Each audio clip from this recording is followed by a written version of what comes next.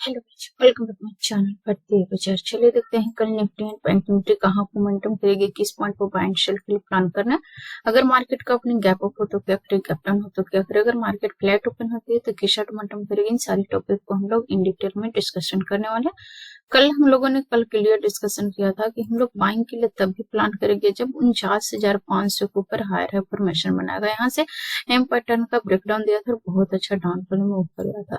यहाँ पर देखेंगे 500 का फिर से अगेन रिजेक्शन हुआ 5 मिनट कैंडल में। यहाँ पर देखेंगे तो यहाँ से 500 का लेवल 49,500 5 मिनट में यहाँ पर देखेंगे 49,500 से रिजेक्शन हुआ और यहाँ पर कोई बड़ी मूव नहीं किया। यहाँ पर लो जो लगाया हो 49,100 का लोग होते 400 पॉइंट का रेंज बनाया है। 500 के पास से रिजेक्शन हुआ, 400 के पॉइंट के रेंज में यहाँ पर ट्रेड करते रहा, पूरा डे ट्रेड किया। इसने 100 का लो लगाया और इसी के रेंज में ट्रेड करते रहा। अब हमारा ट्रेड ऑफ प्लान क्या होना चाहिए, 49,000 का साइकोलॉजी लेवल है, इसके नीचे 5 मिनट रेड कैंडल क्लोज कर दिए, फिर लो का ब्रेकडाउन करके तो सेल करेंगे, या फिर इसके नीचे लोअर लो फॉर्मेशन बनना चाहिए तो सेल के लिए प्लान कर सकते हैं। और इसके नीचे एक बड़ा स्पेस हमें दिख रही है, फर्स्ट टारगेट यहाँ पर होना चाहिए। अगर 49,000 का लेवल ब्रेकडाउन करती है तो फर्स्ट टारगेट हमारे पास जो निकल के आ रहे हैं वो 48,500 का फर्स्ट टारगेट होंगे एंड नेक्स्ट टारगेट इसके नीचे है 48,200 का नेक्स्ट टारगेट है 48,500 के बाद में।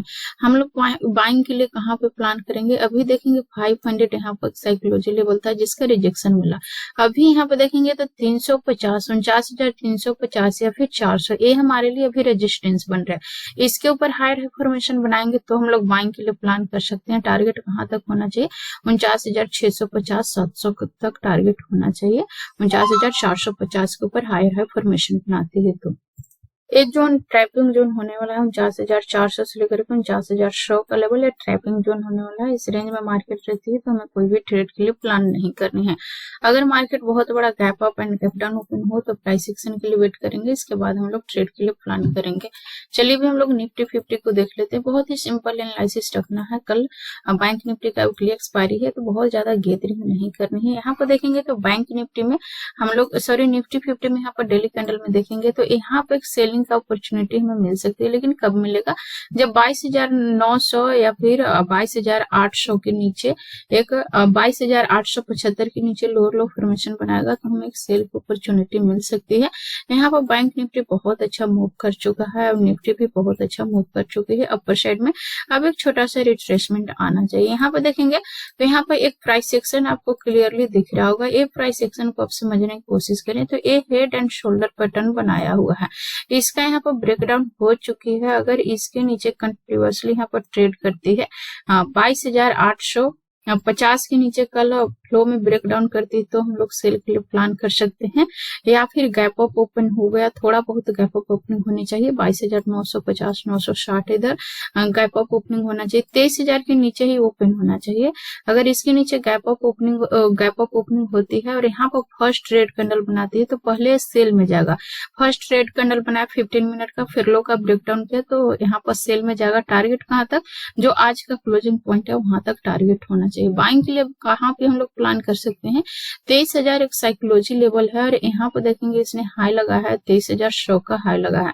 अगर यहाँ पर रिजेक्शन के कैंडल ना बना करके इसके ऊपर ब्रेकआउट देती है और इस तरीके से हायर है फॉर्मेशन बनाती है तो फिर बाइंग के लिए हमें सोचना पड़ेगा। 23,000 के ऊपर अगर हायर है फॉर्मेशन बनाती है तो चांसेस हाई है कि कल 23 अगर गैप अप ओपनिंग होती है तो 23,000 के पास से रिजेक्शन मिलेगा। रिजेक्शन कैंडल जैसे ही बनाएगा 5 मिनट हो या 15 मिनट हो, एक रेड कैंडल मिला, लो का ब्रेकडाउन करेगा, हम लोग सेल के लिए प्लान कर सकते हैं। जो आज का क्लोजिंग पॉइंट है वहां तक टारगेट होना चाहिए। बाइंग के लिए हम लोग तभी प्लान करेंगे जब 23,010 या 23,000 के ऊपर हायर है फॉर्मेशन बनाएगा तो बाइंग के लिए प्लान कर सकते हैं। या फिर कल बड़ा गैप डाउन ओपन हो गया, सपोज डेट 22,800 750 700 इस सारे जोन में गैप डाउन ओपन हो जाती है। गैप डाउन ओपनिंग के बाद यहाँ पर डब्ल्यू फॉर्मेशन बनाती है तो हमें बाइंग के लिए प्लान करना है, क्योंकि मार्केट अभी अप ट्रेंड में शिफ्ट हो चुका है और अप ट्रेंड में यहाँ पर लगभग 200-300 पॉइंट का एक करेक्शन आती है, फिर इसके बाद डब्ल्यू पैटर्न बना रही है। इसका मतलब है कि बाइंग हैपनिंग होने वाला है, क्योंकि एक बड़ा ट्रेंड किया, छोटा सा करेक्शन आया एंड इधर से बाइंग का कंफर्मेशन दे रही है तो एक उछाल आना चाहिए, जो यहाँ पर रेजिस्टेंस क्रिएट किया है वहां तक एक उछाल आ जाना चाहिए। तो यहाँ पर 22,750 या 700 के लेवल से डब्ल्यू फॉर्मेशन बनाती है गैप डाउन ओपनिंग के बाद, तो फिर यहाँ पर बाइंग के लिए प्लान हो सकता है। फ्लैट ओपनिंग पर हम लोग सेल के लिए प्लान कर सकते हैं, गैप अप ओपनिंग पर भी हमें सेल के लिए प्लान करना है, लेकिन गैप डाउन ओपनिंग होती है तो फिर हमें सावधान हो जाना है। गैप डाउन ओपनिंग के बाद मे भी प्रॉफिट बुकिंग आएगी, यानी कि बाइंग का प्राइस एक्शन मिलेगा, तो फिर हम लोग बाइंग के लिए प्लान कर सकते हैं। आई थिंक ये सारे पॉइंट्स आप लोग क्लियरली समझ पा रहे होंगे। यदि समझ में आ रही है तो मेरे वीडियो को लाइक शेयर जरूर करें, एंड अभी तक आपने मेरे चैनल को सब्सक्राइब नहीं किया तो मेरे चैनल को भी सब्सक्राइब करें, साथ ही साथ बेल नोटिफिकेशन को प्रेस करें ताकि मैं जब भी वीडियो अपलोड करूं उसका नोटिफिकेशन आपको टाइम टू टाइम मिलता रहे। So thanks for watching this video till and.